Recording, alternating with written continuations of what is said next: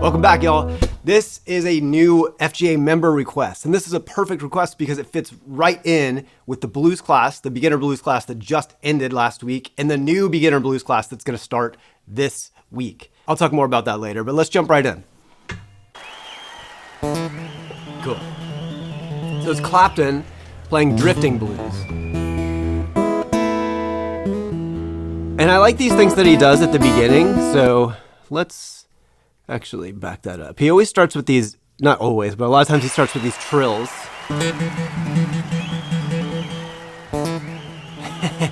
Use his middle finger there on the note, on the D string.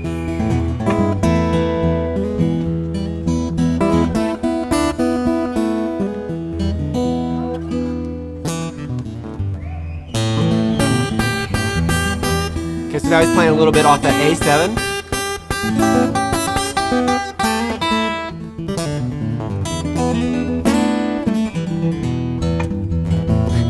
Let me stop it for a moment. So he's just flying through this pentatonic scale and blues scale. So he starts with here, kind of playing little phrases off an E.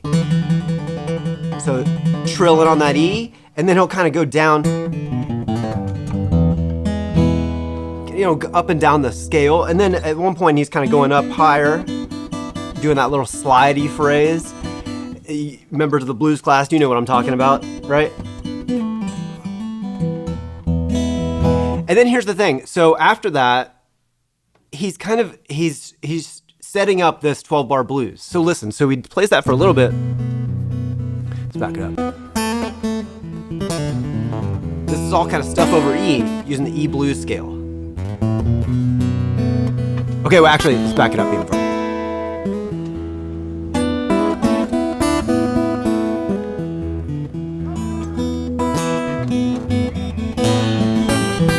Now he's playing over the A7. So he played an A note there, like played an A note, and then really highlighting that note.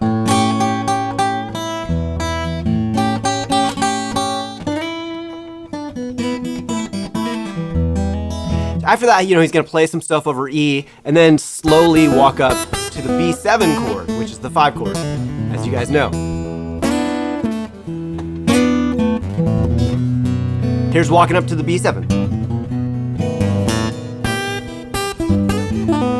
Little phrase over A7. So he's kind of playing through the 12-bar blues form up to the turnaround. He plays through that 12-bar blues form, but slowly, what we call in the classical world, rubato. So he's just he's playing the notes through each chord, but he's not keeping the rhythm strict yet. And it's cool. It's a cool way to just kind of introduce that to your audience. Like, okay, we're playing a blues. This is my style of blues, you know what it is. So, but the cool thing is that he actually is walking through all those chords. So over E, he's playing a lot of just kind of like little phrases, little riffs that he knows in the blues scale. Over A, and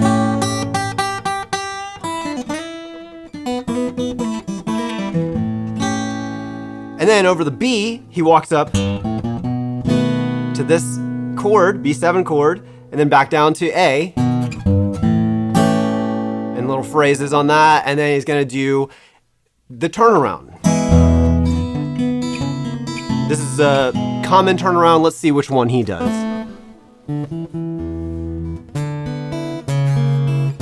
Yeah, same one I just played. All right, so now we're kicking off the 12-bar blues. All right, so it's a fast change because he's going to the A chord there.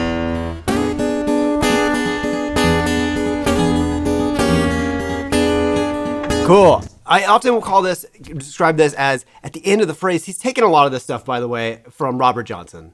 Straight Delta blues stuff. So he's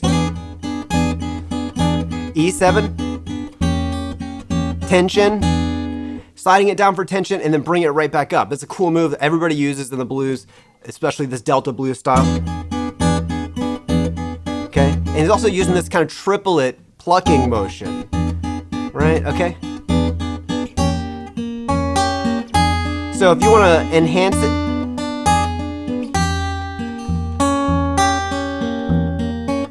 there, just play arpeggios like I was just doing. That kind of sounds a lot more like Jimi Hendrix's Red House, like how he does that.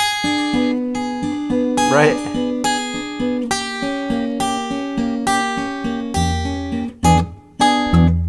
Okay. Now, if you really want to learn Delta blues in the best way, you got to have some form of thumb independence, which I'll talk about this a little bit later, but I'm developing a course right now for beginner Delta blues. Okay, so this is going to be really beneficial for y'all that want to do that have already done the beginner blues course. It's a perfect fit right after that course. Let's keep going. Now on the A7. So he's kind of walking into that A7. Hitting that G note here on the low E string, and then A.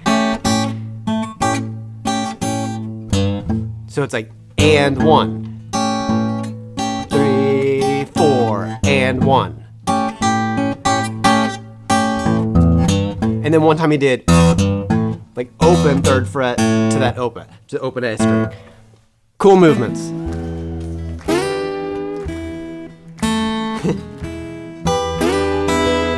That's that train whistle riff. I've taught that before.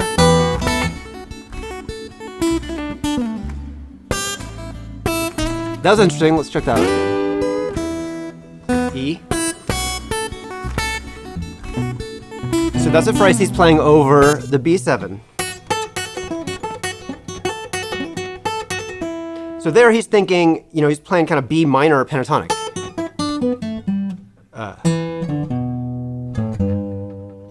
So, but it's focusing on those top notes. That's a cool move. I don't think I've seen him do that before. So B minor pentatonic.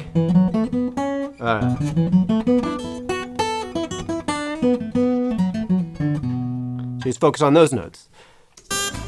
And now he's played it over the A.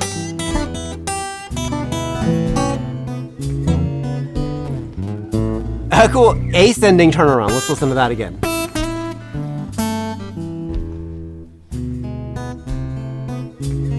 Going up. I bet it's the same notes though.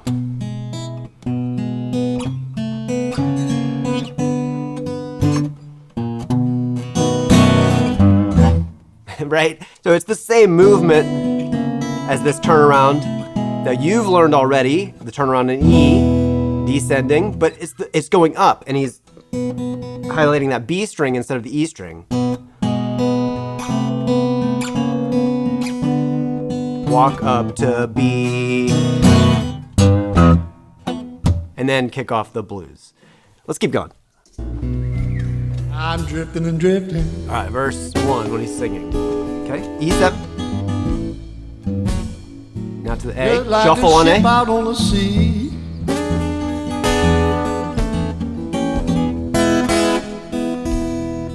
I'm drifting and drifting. Now we're on the 4 chord, the second row of the blues. Just like a ship out on the sea. Back to the 1. He likes that little hammer on. Ain't got nobody. Let's stop some of this stuff. So he likes this trill, index trill on an E chord. That's a fun one to do. And then sometimes he walks down this Mixolydian scale, including more notes of, instead of just the pentatonic. So he just did this. All right.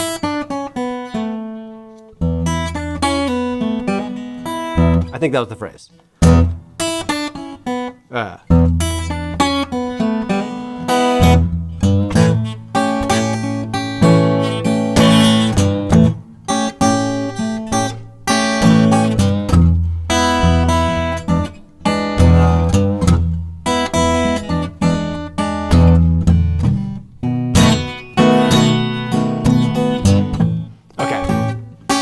Let's keep watching.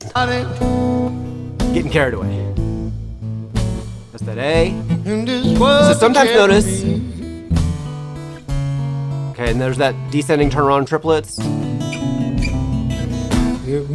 Walk up to B7.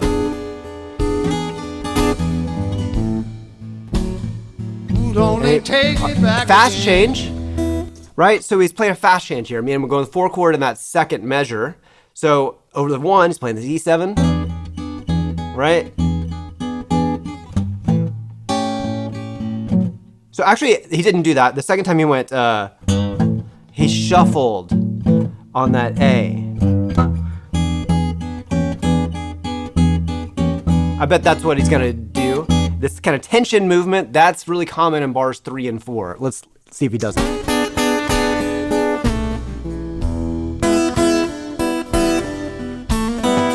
In my bed, would only take me back again. Cool little riffs. Feel much better, darling. One thing listen to that he does that's cool, he's really popping those notes.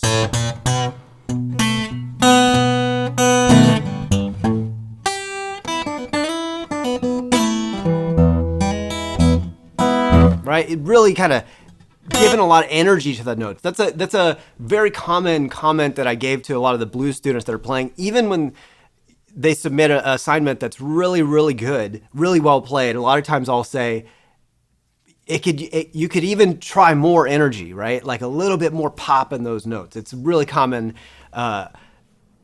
advice that I give to a lot of people because it sounds great, and I think it makes it so much more fun to play it that way. It feels better to the movements of like really just grabbing it. It matches the energy too. Let's keep going. And at least I'd have a friend.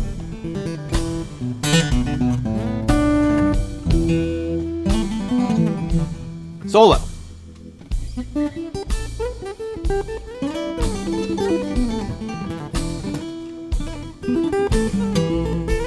Okay, so he's coming up here for the E. He's looking at this E7 shape, okay, which you might think of like box 4 minor pentatonic. But it's not just box 4. Remember, the best players are going to play these in diagonals, connecting box 4 to box 5. It's going to look like, so sliding up there.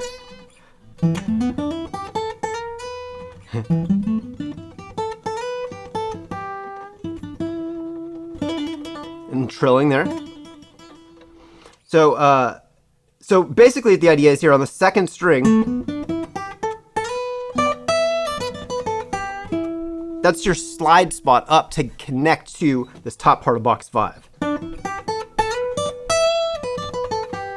And then back down again.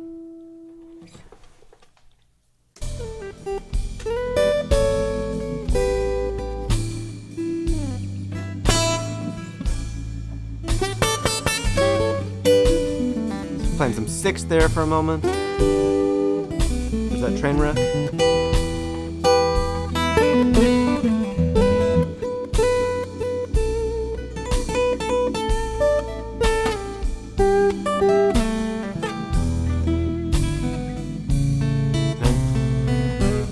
There's a little bit of a different turnaround there.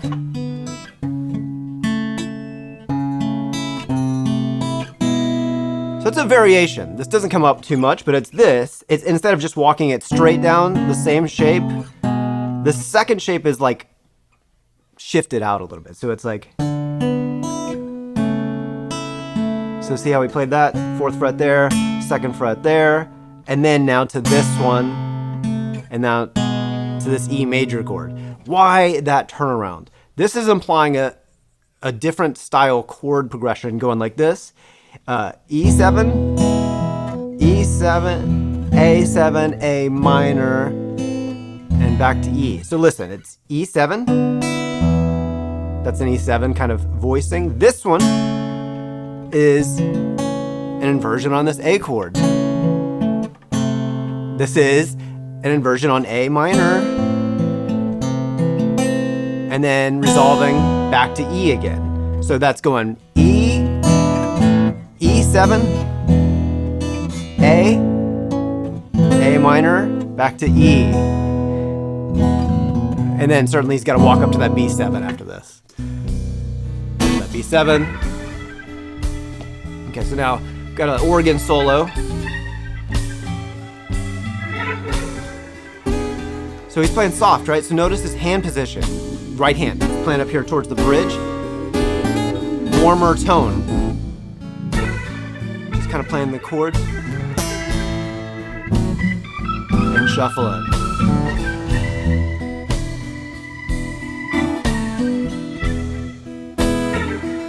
So he's kind of keeping it slow, right? Keeping it, not doing too much. So the other guy can solo. Turn around. Now every time he's doing a variation rhythmically on the turnaround, but it's almost the same motion of the left hand. Back to that E7. Now A7. Tell me what more can I do?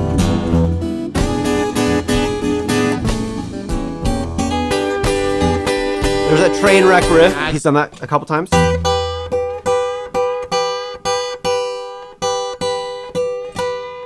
Right? Remember just bending up. So we're playing 7th fret, 8th fret, bending that 2nd string. And just bending the 2nd string only. It's kind of a nasty sound. But it's cool. But after you do it, you should resolve it by playing these 2 open strings and then getting back down to your open position riffs. That's kind of how everybody treats this little train wreck riff. Let's see how Give he you all does my that. money. Actually, back it up. Here it comes, I think. Train riff. I give you all my money. Tapping both his feet. That's cool. Now on that A7. Tell me what more can I do? See how he rips those strings?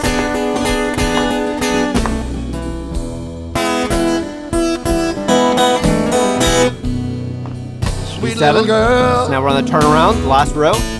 A. But I know you won't be true. This is where we would be doing the turnaround. He put a riff there. One of his little fast riffs.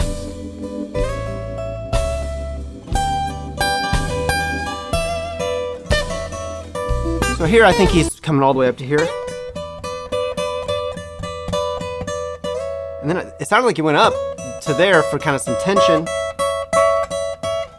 And then back down to that. Let's keep watching.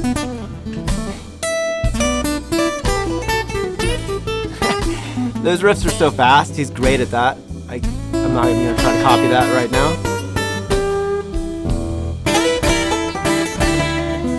So that phrase, you know, that's a common phrase.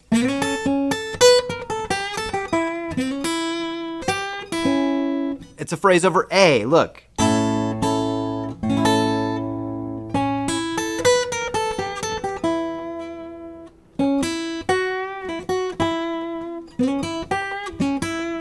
Right? We're looking at kind of the A minor pentatonic mixed with the major pentatonic and also these chromatic passing tones. These chromatic passing tones. You've heard that.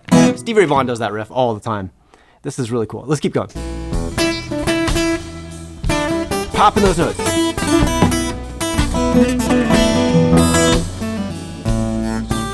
Just ripping them. Train whistle riff to finish it off. And this is a great ending. Train whistle riff. Let's see if I can figure that out.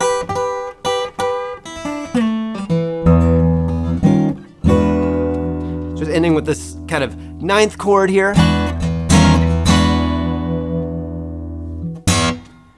I bet he's gonna do that big pop at that end. Boom. Like, when I'm saying he's ripping those strings, I mean that he's like getting his fingers underneath.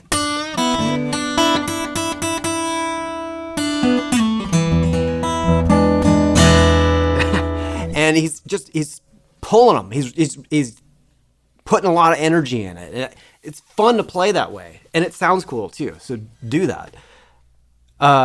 Yeah. So that last chord. So he does the train whistle riff. So it's like 1.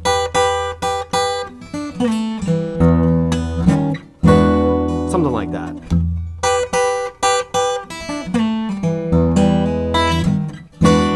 I'm adding a little extra beat there. Let's try this.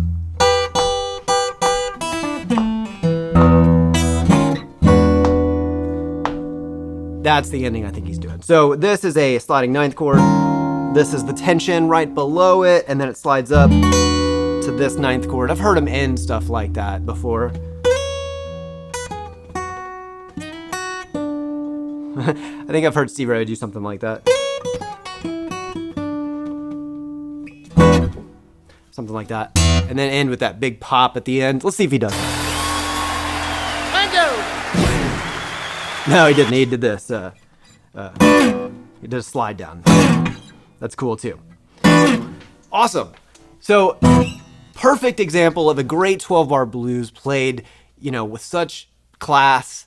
This is a great example of how to do it, and this is a good one for y'all to learn too, because it's slow, it's fun, it's using a lot of fun riffs, but you can just, instead of all those super fast riffs that he was doing that, I'm saying that I'm not going to be able to follow really quickly. If we slowed that way down, we could follow that. But what you should do is just learn the basic form, make sure you can kind of play through it, and then know that he's playing through these notes here. So this minor pentatonic, he's often will coming up, that's the note E, and you should hit that with your third or second finger, and that's the trill spot. Okay, and then from here, use that little phrase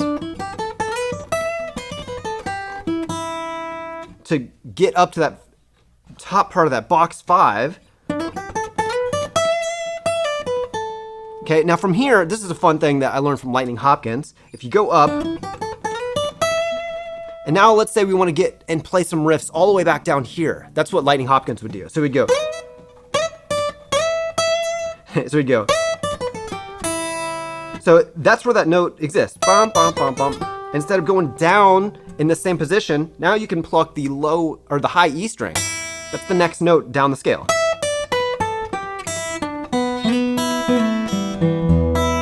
Right, so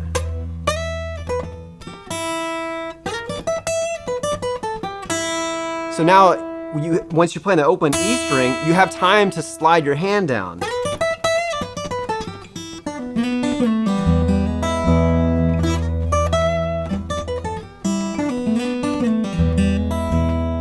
Just gives you a little space.